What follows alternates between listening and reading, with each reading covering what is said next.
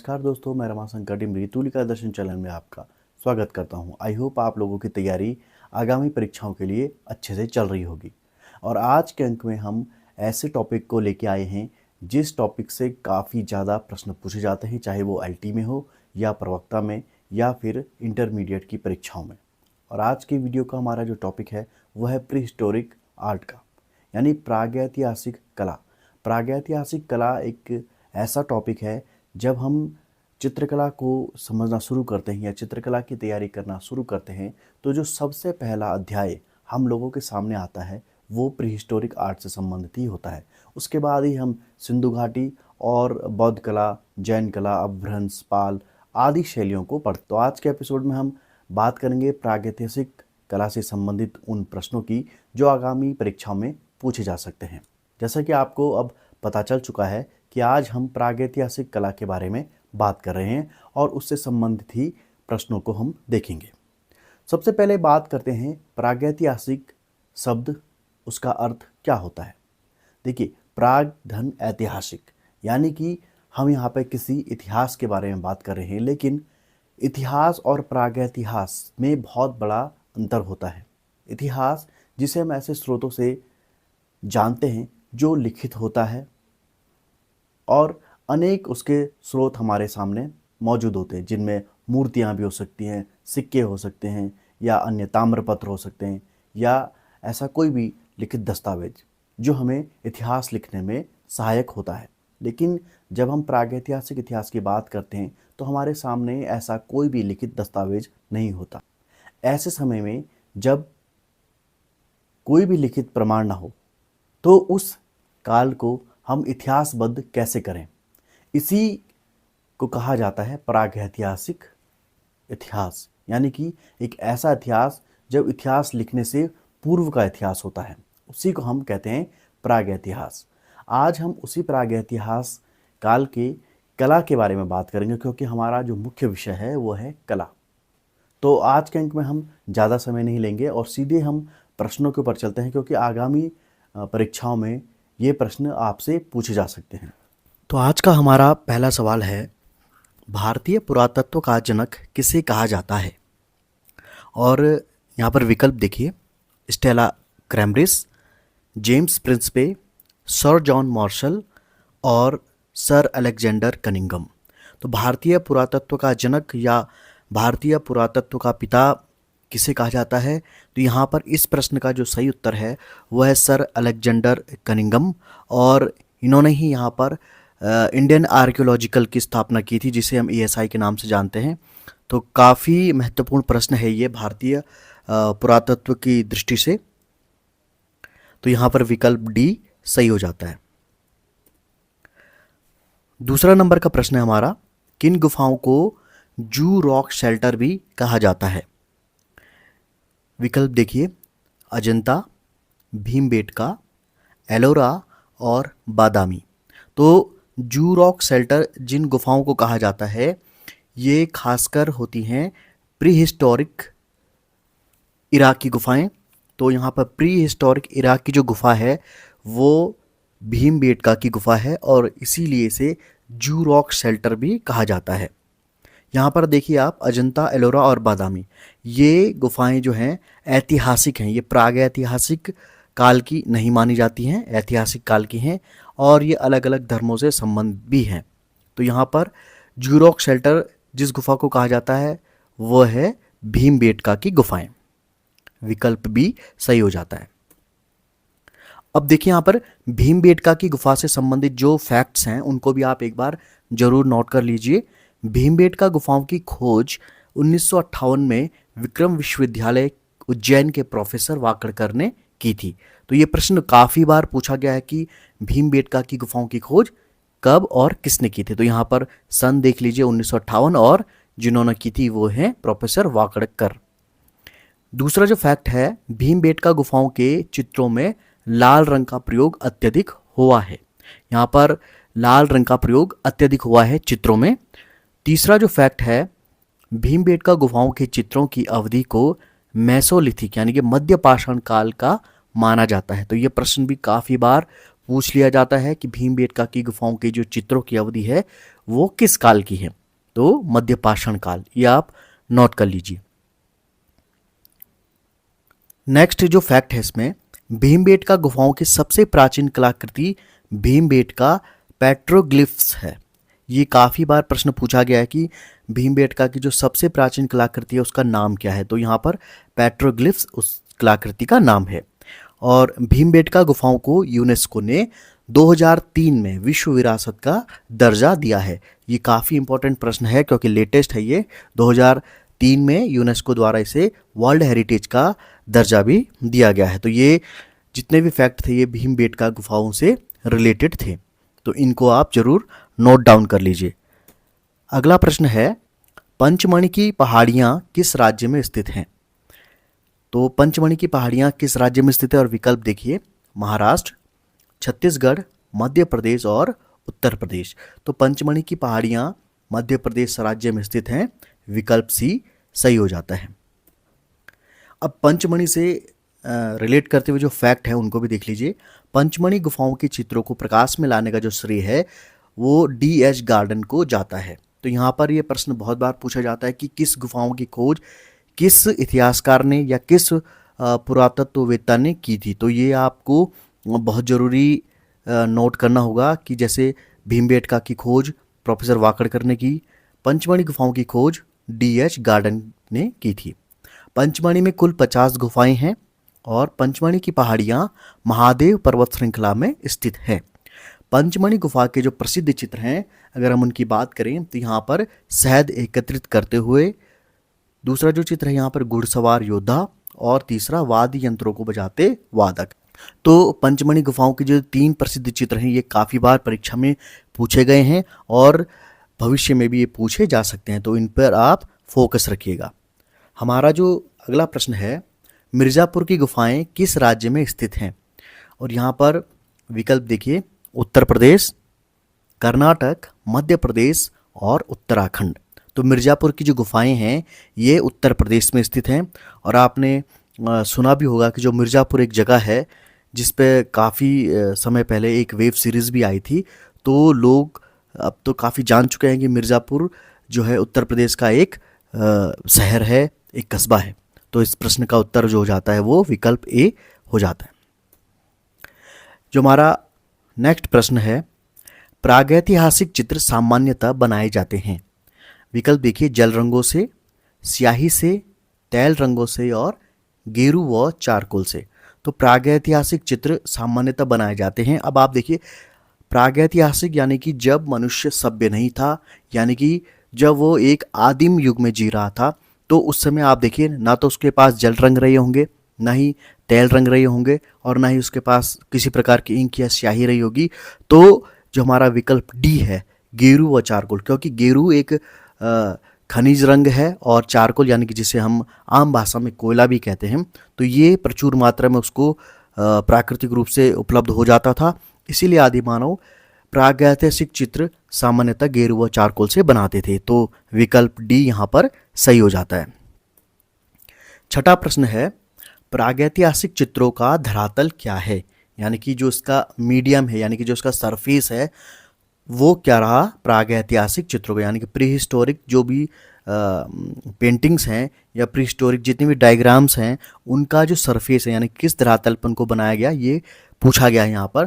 तो देखिए विकल्प कपड़ा, कास्ट, शिला और कैनवास। तो ठीक उसी प्रकार देखिए कपड़ा, कास्ट और कैनवास ये आधुनिक दौर के हैं। हालांकि कास्ट उस समय मिलता था लेकिन कास्ट को वो जला करके उपयोग करता था, तो धरातल उन्होंने कास्ट को नहीं बनाया। उन्होंने जो धरातल बनाया उसे बनाया शिला को। जो गुफाओं की दीवारें थी उन दीवारों पर उन्होंने अपने प्रागैतिहासिक चित्रों को बनाया था। तो विकल्प सी सही हो जाता है। सातवां प्रश्न है, भारत में शैल चित्रों की सर्वप्रथम खोज हुई। यहाँ पर आप देख रहे होंगे कुछ सन दिए गए हैं विकल्प में। तो देखिए विकल्प ए 1867 से 1868, 1967 से 68, 1767 से 68 और 1667 से 68। तो सर्वप्रथम जो शैल चित्रों की खोज हुई थी वो हुई थी 1867 से 1868 के बीच में। तो ये काफ़ी महत्वपूर्ण समय था जब भारत के शैल चित्रों की खोज हुई और वे देश दुनिया के नज़रों में आए, प्रकाश में आए, और फिर लोगों ने देखा कि भारत में भी प्रागैतिहासिक युग के कुछ न कुछ साक्ष्य हैं। और जो इतिहासकार ये मानते थे कि सभ्यता का जन्म यूरोप से शुरू हुआ, उनके इन तथ्यों पर भी उस समय पूर्ण विराम लग गया था जब हमारे देश में प्रागैतिहासिक युग के शैल चित्रों को खोजा जाने लगा था। तो इस प्रश्न का जो सही उत्तर है वह है विकल्प ए। 8वां प्रश्न है, विलासरंगम गुफा किस राज्य में स्थित है? विकल्प देखिए, तमिलनाडु, उड़ीसा, केरल और तेलंगाना। तो विलासरंगम की जो गुफाएं हैं वह हैं तमिलनाडु राज्य में, तो विकल्प ए सही हो जाता है। तो आप जितनी भी गुफाएं हैं उनका एक आप चार्ट बना सकते हैं जिसमें सूची स्तंभ करके आप पहले गुफाओं का नाम लिख दीजिए और दूसरी तरफ उनके राज्यों का नाम लिख दीजिए। तो इससे आपको नोट्स बनाने में आसानी होगी और गुफाओं को याद रखने में, उनके जो लोकेशंस है उनको याद रखने में आपको काफ़ी आसानी होगी। 9वां प्रश्न है, अल्तामिरा की गुफाओं में किस पशु का अंकन अधिक हुआ है? विकल्प देखिए, हाथी, गाय, बैल और जंगली भैंस। तो अल्तामिरा की गुफाओं में जिस पशु का अंकन अधिक हुआ है वो पशु है जंगली भैंस, यानी कि बाइसन। तो ये प्रश्न भी काफ़ी बार पूछा गया है। 10वां प्रश्न है हमारा, प्रागैतिहासिक चित्र हमें किन स्थानों से प्राप्त हुए हैं? यानी कि जो प्रीहिस्टोरिक पेंटिंग्स हैं, प्रीहिस्टोरिक डायग्राम्स हैं, वो हमें किन स्थानों से प्राप्त हुए हैं? विकल्प देखिए, मंदिरों में, महलों में, गुफाओं में और विहारों में। तो देखिए, जब भी प्रागैतिहासिक शब्द आपके सामने आए तो आप उसको सीधा सीधा आदि मानव के साथ जोड़ दीजिए, और जब आप आदि मानव के साथ किसी चीज़ को जोड़ेंगे तो जितनी भी सभ्यता वाली चीज़ें हैं वो ऑटोमेटिक विकल्प से हट जाएंगी। देखिए, जिस तरीके से मंदिर, महल और विहार, हमें पता है कि मंदिर का जो निर्माण हुआ वो मौर्य काल से शुरू हो जाता है, और जितने भी महल हैं ये भी जब राजवंश से वहाँ से शुरू हो जाते हैं। और विहार यानी कि जब बौद्ध धर्म का प्रादुर्भाव हो जाता है तो चैत्य और विहारों का आरंभ भी हो जाता है। तो ये सब सभ्यता विकसित होने के बाद के हैं। इसमें जो विकल्प सी है वो प्रागैतिहासिक मानव के साथ में सीधा सीधा संबंध रखता है। तो प्रागैतिहासिक जो चित्र हैं वो हमें गुफाओं से मिले हैं। जिस तरीके से हम भीमबेटका की गुफाएं पढ़ते हैं, या मिर्ज़ापुर या वेल्लारी, ये जितनी भी सारी गुफाएं हैं, अल्तामिरा, फोंट डी गॉम, ये सारी की सारी गुफाएं प्रीहिस्टोरिक काल की हैं, प्रीहिस्टोरिक एरा की हैं। तो प्रागैतिहासिक चित्र हमें गुफाओं से मिलते हैं। 11वां प्रश्न है, प्रागैतिहासिक चित्रों का प्रमुख विषय क्या था? अब देखिए, यहाँ पर देखिए, प्रागैतिहासिक जो शब्द है उस शब्द में ही सारे उत्तर छुपे हुए हैं। अब आप देखिए, प्रागैतिहासिक चित्रों का जो प्रमुख विषय था वो क्या था? विकल्प देखिए, कृषि, आखेट, व्यापार और उपरोक्त सभी। तो यहाँ पर हमें पता है, तो यहाँ पर देखिए, कृषि, व्यापार, प्रागैतिहासिक समय में कृषि और व्यापार नहीं होता था। कृषि बहुत बाद में शुरू की जाने लगी जब मानव सभ्य होने लगा।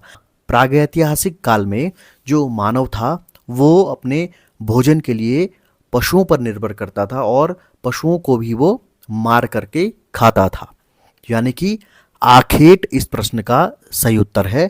तो प्रागैतिहासिक जो चित्र हैं उनका जो प्रमुख विषय था वो आखेट था।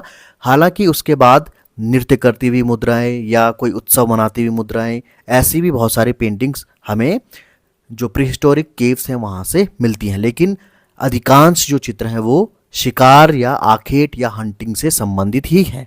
तो विकल्प बी सही हो जाता है। 12वां प्रश्न है, प्रागैतिहासिक चित्र क्या हैं?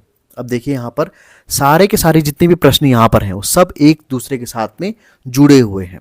तो प्रागैतिहासिक चित्र क्या हैं? कपड़े पर बने चित्र, धार्मिक चित्र, ग्रंथ चित्र या गुहा चित्र। तो आप देख सकते हैं, कपड़े पर बने चित्र यानी कि कपड़े का विकास प्रीहिस्टोरिक एरा में हुआ नहीं था। धार्मिक चित्र यानी कि कोई भी धर्म प्रीहिस्टोरिक एरा में नहीं था। ग्रंथ चित्र यानी कि जब सभ्यता ही नहीं होगी तो कोई ग्रंथ भी वहाँ पर नहीं बना था। तो सीधा सीधा प्रागैतिहासिक चित्र क्या हैं? वे हैं गुहा चित्र, यानी कि गुफा चित्र। कहीं पे गुहा लिखा होगा, कहीं पे गुफा लिखा होगा। तो ये सब के सब क्या हैं? केव पेंटिंग्स हैं। तो प्रीहिस्टोरिक जितनी भी पेंटिंग्स है ये केव पेंटिंग की श्रेणी में रखी जाती हैं। तो विकल्प डी सही हो जाता है। 13वां प्रश्न है, मध्य प्रदेश में विंध्याचल की पहाड़ियों में स्थित हैं। अब देखिए विकल्प कुपगल्लू, भीमबेटका, टेक्कलकोटा और पिकलीहाल। ये जो चारों विकल्प हैं ये प्रीहिस्टोरिक काल से संबंधित है, प्रागैतिहासिक काल से संबंधित है। लेकिन यहाँ पर विंध्याचल की पहाड़ियों में स्थित जो गुफा है उसके बारे में पूछा गया है। तो इसका जो सही उत्तर है वह है भीमबेटका। तो विंध्याचल की पहाड़ियों में भीमबेटका की गुफाएं स्थित है। कई बार इस तरीके से प्रश्न पूछ लिया जाता है कि अमुक गुफा कौन सी पर्वत श्रृंखला में स्थित है, यानी कि शिवालिक में है, अरावली में है, महादेव हिल्स में है, विंध्याचल में है या नर्मदा उपत्यका में है। तो ये भी आपको याद करना होगा, ये भी आपको समझना होगा कि कौन सी गुफा किस राज्य में है और किस पर्वत श्रृंखला में स्थित है। तो इस प्रकार से आप अपने नोट्स बनाइए। 14वां प्रश्न है, भारतीय प्रागैतिहासिक चित्रकला पुस्तक के लेखक कौन है। देखिए विकल्प यशोधर मठपाल, एंडरसन, अमरनाथ दत्त और जगदीश गुप्त। तो भारतीय प्रागैतिहासिक चित्रकला जो पुस्तक है उसके लेखक हैं जगदीश गुप्त। तो पुस्तकों से संबंधित करके भी हमेशा प्रतियोगी परीक्षाओं में प्रश्न पूछे जाते हैं। 2 या 3 प्रश्न पुस्तकों से रिलेट करके जरूर पूछे जाते हैं। और आप जब भी अपने नोट्स बनाएं तो आप इस तरीके की कोई एक तालिका या टेबल जरूर बनाएं जिसमें एक तरफ पुस्तकों के नाम लिखे हों और दूसरी तरफ उनके ऑथर यानी कि लेखकों के नाम लिखे हों। इससे आप जब भी रिवीजन करेंगे तो आपको काफ़ी हेल्प मिलेगी, आप एकदम से प्रश्नों के उत्तरों को याद कर सकेंगे, समझ सकेंगे। तो इस प्रकार की जो भी आप टेबल बनाएं तो आप उसको अपने स्टडी रूम में या स्टडी की जहाँ पर टेबल है वहाँ पर ज़रूर चिपका दें, लगा दें, ताकि आपको आते जाते वो टेबल हमेशा दिखते रहे और आपको याद हो जाए कि कौन सी पुस्तक किस लेखक के द्वारा लिखी गई है। तो ये काफ़ी अच्छा तरीका होता है चीज़ों को समझने का और याद करने का। हमारा 15वां प्रश्न है, प्रागैतिहासिक कला का अर्थ है। अब देखिए प्रागैतिहासिक शब्द हमेशा बार बार यहाँ पर आ रहा है। तो प्रागैतिहासिक कला का अर्थ क्या है। अब देखिए यहाँ पर विकल्प दिए गए हैं, आधुनिक कला, मध्यकालीन कला, ऐतिहासिक काल के पूर्व की कला और सिंधु घाटी सभ्यता की कला। तो हम सभी को अगर प्रागैतिहासिक शब्द का अर्थ मालूम होगा तो हम इसका उत्तर फौरन दे पाएंगे। इस प्रश्न का सही उत्तर है ऐतिहासिक काल के पूर्व की कला, यानी कि इतिहास लिखने के पहले का जो इतिहास है, जिसका इतिहास हमें लिखित रूप में नहीं मिलता, जिसके इतिहास के लिए हम आदि मानव के बनाए हुए चित्रों या उनके बनाए हुए उपकरणों का सहारा लेते हैं, ऐसे इतिहास को हम प्रागैतिहासिक यानी कि प्रीहिस्टोरिक हिस्ट्री कहते हैं। ठीक है, तो इस प्रकार की जो प्रागैतिहासिक कला होती है उसका अर्थ होता है ऐतिहासिक काल के पूर्व की कला। तो विकल्प सी यहाँ पर सही हो जाएगा। तो दोस्तों ये था तूलिका दर्शन चैनल का प्रागैतिहासिक कला से संबंधित भाग 1। भाग 2 में बाकी प्रश्नों पर हम विचार करेंगे और जानेंगे विस्तार से उन प्रश्नों की व्याख्या। अगर आपको हमारा आज का अंक पसंद आया तो आप हमारे इस वीडियो को लाइक शेयर करना ना भूलें, साथ ही हमारे चैनल को सब्सक्राइब करना ना भूलेगा और बेल आइकन के नोटिफिकेशन को हमेशा ऑन रखें, ताकि जब भी हम कोई नई वीडियो आपके सामने लाएं तो आपको उसका नोटिफिकेशन सबसे पहले प्राप्त हो जाए। आज के अंक में इतना ही, मिलते हैं अगले अंक में, तब तक के लिए दीजिए मुझे इजाज़त। नमस्कार।